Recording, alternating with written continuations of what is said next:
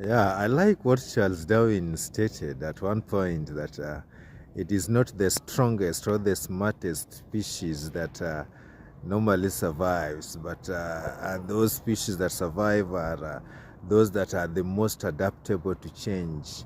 And this can be related to a success principle or the finance principle that states that it is not the strongest, the most intelligent individuals or the highest earner that normally creates the biggest fortune, but it's normal, but it say that it is the person or that man that is most adaptable to boredom that normally makes the greatest fortune.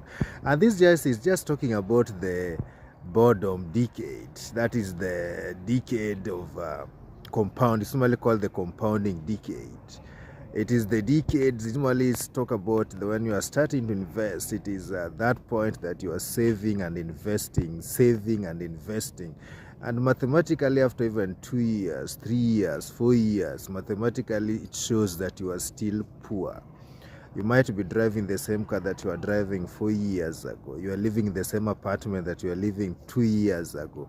And the most boring part is one of the most boring part of life. And those that makes those that normally are adaptable to such kind of a boring life, that is save and invest. And when you look at the numbers on the screen, it shows that you are totally still poor. And that is normally brings us into a point that it was said that the compounding effect is the eighth wonders of the world. It's not because it pays huge or a lot of money, but it's because it normally pay huge at the end.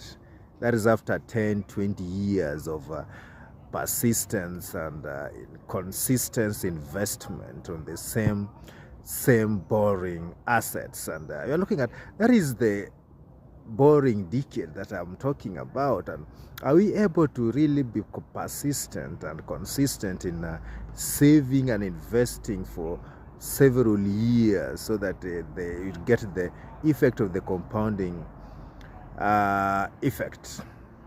But it's also it's about we're looking at individuals that say that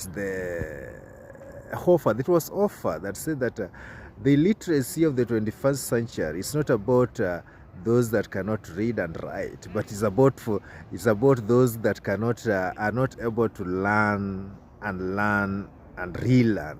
Are you able to unlearn those particular philosophies or the paradigms that have remained stuck in your mind for quite a long period of time, so that you learn new strategies of leading